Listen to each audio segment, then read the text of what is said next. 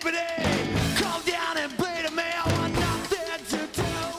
everyone, it's Ivan, kitpatcher.com, out here with my course Loadout from the 3-day rifle class down at Thunder Ranch with Sentinel Concepts.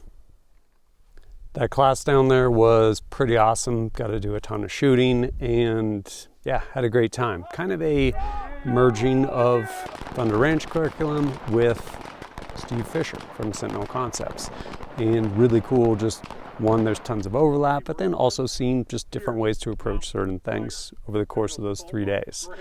So what I had, well, one, knew it was going to probably be pretty hot, and it was. Fortunately, it was not as hot as the previous 3 days, which I was there for Pistol 2, but ended up wearing a bunch of the same stuff, largely, well, some of the same stuff.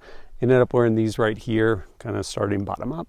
These are my Lems. They're the Primal 3s, the newest version of their Primals, having replaced the Primal 2s, and they did a great job for me. There was no point where I'm like, oh man, what I really need is a giant heavy boot or anything like that. Tons of breathability because of them, and yeah, never lost footing, anything like that. Whether it was running the like Punisher or just any of the other drills, largely think doing stuff on gravel as well as concrete some. But yeah, did a good job for me. And then pants, I pretty much just wore these. Favorite cut of pants, these are the Raider cut by Prometheus Design Works. Wore these basically all 3 days because I didn't have a ton of clothes and didn't want to do laundry. Changed underwear, socks, some sort of merino socks pretty much every day. Same with different shirts, but wore those pants. And then I guess personal protective equipment, PPE. Right here, these are my Smith Director Elites because I wear prescription lenses. These are great, ballistic, and yeah, stay on my face. One thing I will say is sometimes when shooting rifle, shouldering the gun, if you have over-ear hearing protection, sometimes it'll basically push it and break that seal. Does it matter? Well, depending, like don't really need more hearing loss. So I knew we were going to be doing a lot of shooting and didn't want to really even deal with that. So I ended up using these. Oh, good. It actually has it on the back, EP4. They have like, I don't know, 4 or 5 different EP series with SureFire. But these being the EP4, they're all largely the same. I think these are size medium or something. But basically in-ear hearing protection. So shove these guys in there and they did a great job. Fortunately, a lot of people in the class were shooting suppressed. I think there were 1 or 2 savages with muzzle brakes. Oh, guys, but no, really cool class, a lot of good people. These did good for me. Never, again, no issue whatsoever. I will say, not amplified. So if there was some sort of lecture portion, I would usually pull one out just because then I could hear better because no one was yelling. And yeah, I mean, that's kind of what you get for not amplified, but also a lot more inexpensive than amplified hearing protection. From here, I guess we'll go on to some other gear. For the class, I ended up having this belt set up right here, and there is a inner belt. This belt right here is by Baer Solutions. This inner belt basically goes around your, well, goes on your pants through your belt loops, Velcro on the outside, marries up with the Velcro in here. And coming around this belt right here, I have Blue Force Gear 10-speed double pistol mag pouch. And then over here, these EMDOM immediate access pouch on, I'm totally gonna space on these things. I forget what these are called. They're by Ridgeline. And they basically just kick the magazine out away from your body a little bit, make it easier to grab, mainly if one, you're fat, or if you're wearing armor, or just easier to grab altogether. But they actually work really well. Well, specifically, these mag pouches, really like those. Coming around the back, right here is Chase Tactical. This is their dump pouch. Pretty handy, just as you shoot through policing magazines more than anything. We weren't doing a ton of TAC reloads where you fill this thing with partials, but worked well, just largely policing up stuff. Coming back around this belt is my battle axe by AMTAC blades, because what are you gonna do if you go dry with your primary and secondary? Thing's actually pretty cool. It is a weapon that can be used as a tool, not to be confused with a tool that can be used as a weapon. And no, didn't have any bladed portion of that class. Over here is my pistol I had. Didn't end up doing any pistol shooting, but I had this. This is the Walther PDP PDP PRO SD with the Aimpoint ACRO P2, SureFire X300 Ultra, and yeah, pretty cool. Not a huge fan of this holster, but works. Gun didn't come out, and it's by Blackhawk, their Omnivore. And then down here, the Carey Concealment thigh strap hanger, something like that. But this is actually really nice, just keeping everything in place while being dynamic and moving. That thigh strap hanger actually does a great job in conjunction with this belt and holster setup. Next, I'll go over one of my guns. Always bring two, backup, right? So this I actually brought as basically my primary. This is the Griffin Mk5, and it actually has their can. I want to say this is their RECCE 5K, kind of their K can, and shot this thing a lot. I was shooting some just ball ammo from like remanufactured from Minuteman Munitions. Stuff did good, functioned fine. And then for anything I actually needed to reach out, like precision wise, which we did a lot of, actually was using, I think, 75 grain open tip match from AAC that I got through Palmetto State Armory. Stuff's pretty inexpensive and actually shot really good through this. As far as kind of this gun setup back here, this Magpul stock, totally gonna forget the name of the company that did this grip, but they basically modify grips to include all kinds of like Cerakote and texturing. Pretty cool. This is one of the original stone rifle grips. Magazines used both these, which are the SureFeed, as well as some PMags, depending. One that actually just helped me go back and forth between the two different ammos I was shooting. Kept it delineated between the polymer or these aluminum ones. Up here, have a Bobro mount for this optic. This is the Primary Arms ACSS Raptor 556. It is a first focal plane 1:6. And there is actually, over here, you do actually have a illumination. It illuminates kind of circle chevron type thing with a BDC. More on that in a minute. Didn't really use that actually, the illumination. It's not super bright, and so it honestly didn't lend itself. It was easier to just use that etched black reticle.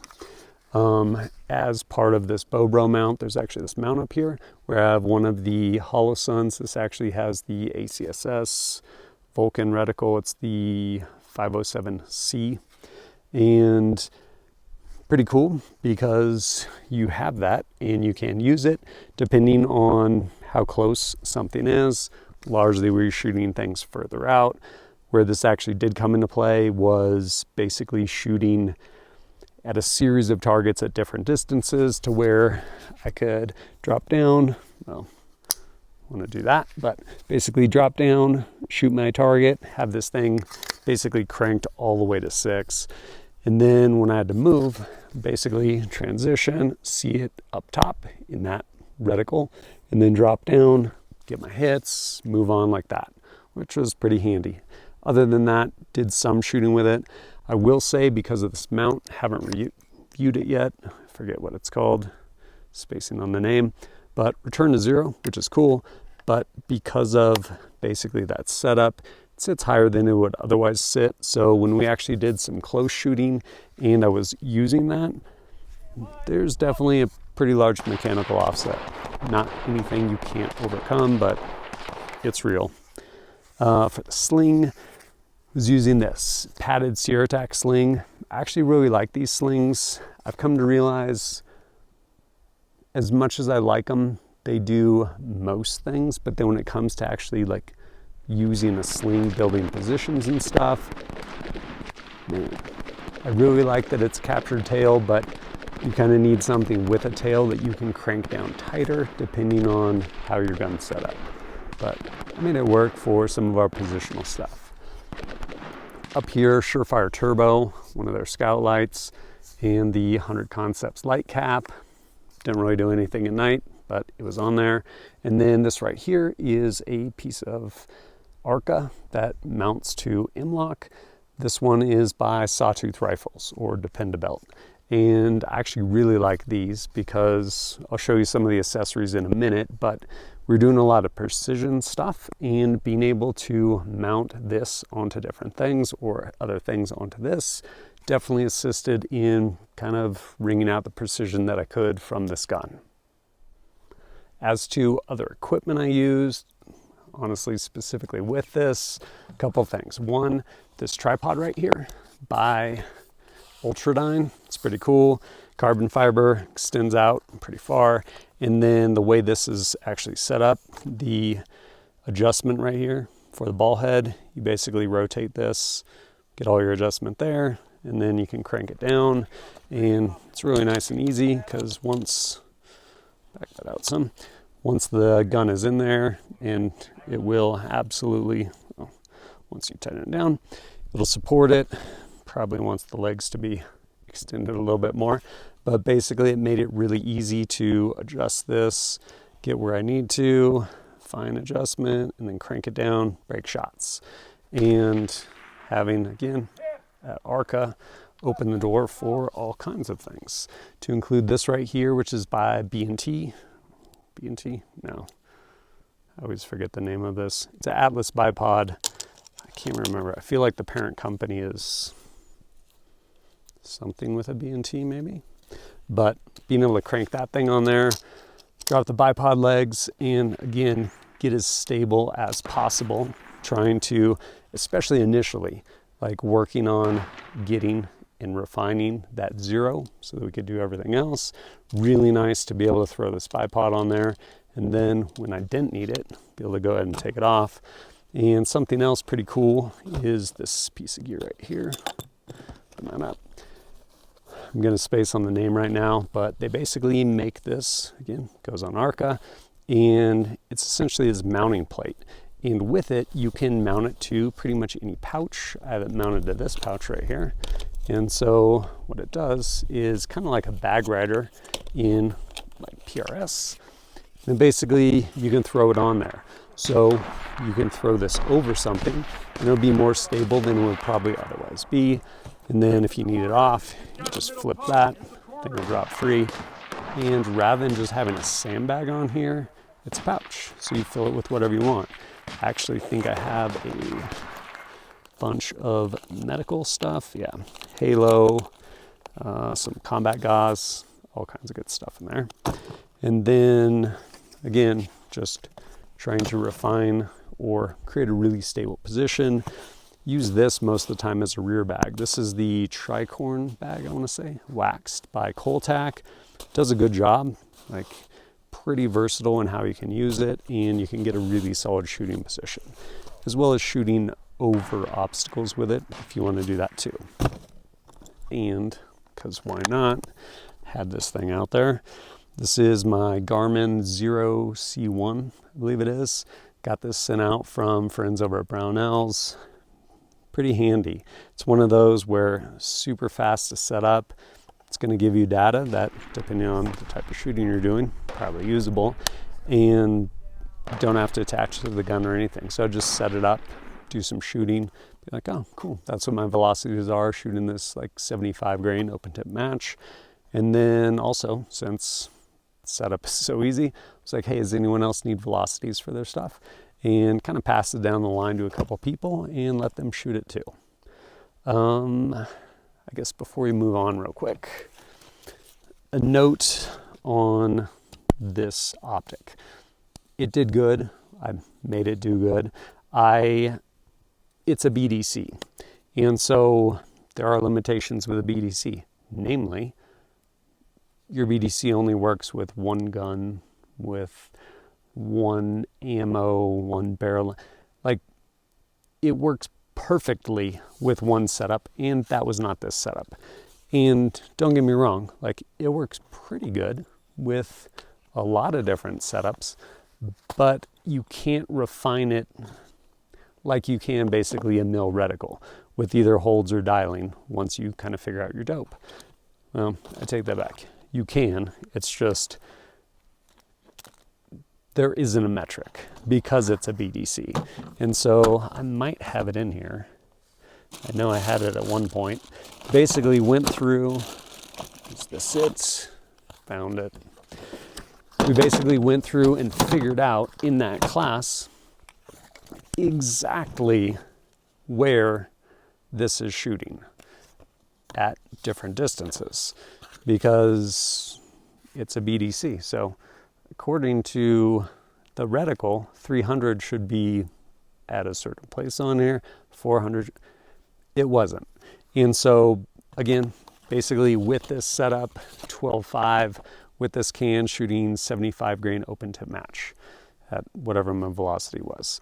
It wasn't true, which is fine, but if I want to make a headshot at 300 yards with this setup, I need to actually know where it is, just like you would with a mil reticle, except again, it's a BDC. And so it definitely presented some challenges, but figured them out on this paper and made it work. But we did do some stuff where we were actually, namely, it was set up for, hey, if you actually have a mil reticle that you can dial, what we need for you to do is dial. And so this, I could not dial, and I want to say it's maybe MOA adjustments. Yeah, probably MOA. 1/4 inch at 100 yards is what this says. Guess what I didn't want to do? Mess with my zero at all. And so we started doing some stuff where you would basically dial a 300 hold or dial up for 300, point aim, point of impact. And then you would basically hold under or over depending on if we were shooting at 100 yards or out to 500 yards. So rather than doing this, why not just shoot a different gun that actually had a mil reticle that I could dial up to 300 and then work holds. And if you're curious, that's what I was working with inside my BDC to get the actual precise hits I needed at respectively 300, 400, and 500 yards. For my other gun, I was shooting this little guy right here. This is my battle rifle I've been working on. Originally a SCAR 20 from FN, and I've since swapped all kinds of stuff. I've been kind of playing around with different stocks. This one right here is by Magpul, and this is I think Midwest Industries folding stock. Honestly, I've used this on other guns. It works great. Up here, because of how long this is with leverage, probably won't do it for me now. Nope. Occasionally, it would basically break free of that. I don't know. So yeah, probably gonna swap that out. But as far as other things on here, have a Imperial Arms Company low receiver on here right now. I don't remember the trigger in here. This low receiver is really nice though. Have a radiant selector in here, but it allows you to actually use like standard USGI, whatever, trigger, mag catch, mag release, all that stuff to include SR25 pattern PMags. Also, the newer PMags, the like LR ones, dimensionally they're a tiny bit longer, so you can actually shoot like precision, like 6.5 or 308 bullets in there. This is chambered in 6.5.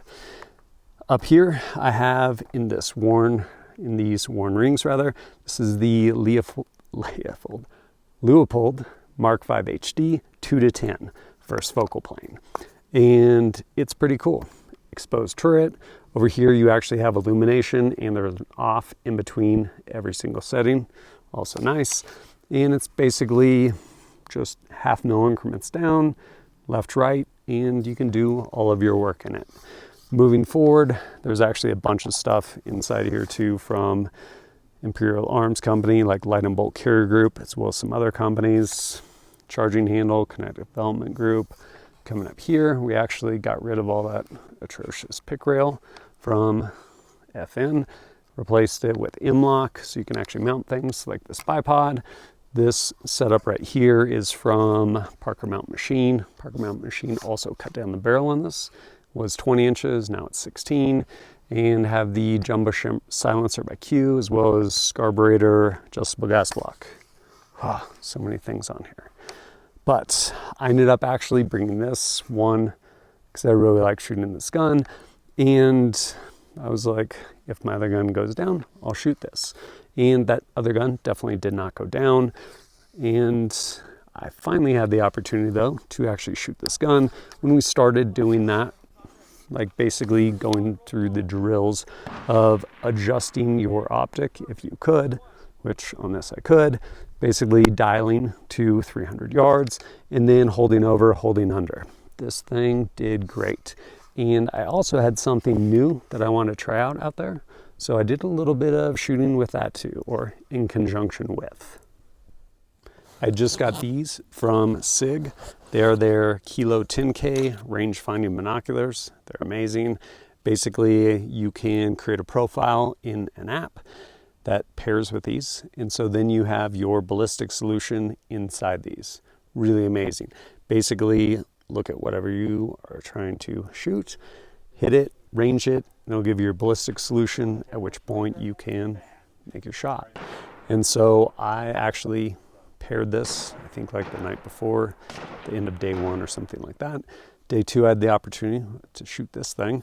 And so I was like, oh, how far is that? What's my come up? Sure enough, thing was dead on. And I actually got to play with this too on final day, day three. We're kind of doing like this round robin between these stations. And one of the stations was kind of choose your own adventure, building shooting positions off these different essentially fences and things like that, or just prone out, whatever, and shoot what you want. There's a bunch of targets out there at Brown Range, at Thunder Ranch, tons of fun. So between this and that gun, ended up taking it out to, I think like 700 yards. And yeah, this thing was dead on, really cool. And then of course, because sometimes you need all of the bullets, oh, I guess we're out of bullets in this. I need more bullets, but I ended up actually shooting this gun right here. I shot them both in the running gun, the Punisher, I guess it is, and it's basically a huge prop line.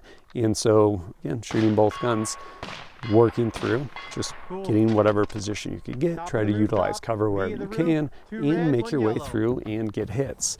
And after shooting it with my Griffin, that Mark II, I ended up going out there and shooting it with this guy. Initially, had this D50 in there because didn't want to do a ton of reloads. Had that, and then I think I actually had one of these 20 rounders too.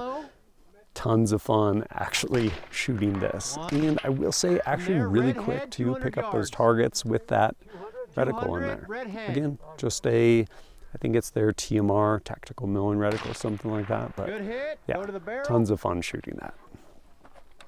Coming away from it, how did this stuff do? Is there things I would change? Well, I told you kind of stuff I ran into with this optic. Does it matter? No, not really. I mean, keep in mind, I'm also in the business of trying things and seeing where shortcomings are and seeing if I can work past shortcomings.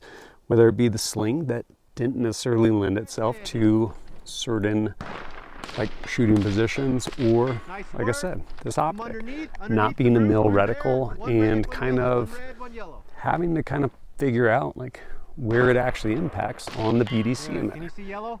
Can you do it? Yeah, absolutely. I made it work, but not necessarily the most ideal thing, but it was a great experience and just gave me opportunities to put in time with largely all this stuff. Overall, really awesome class over those 3 days and learned a lot. Had a great time out there. But if you are interested in checking out any of this stuff, there'll be links down below. And as always, thanks for joining us at kitbadge.com. Look forward to seeing you next time.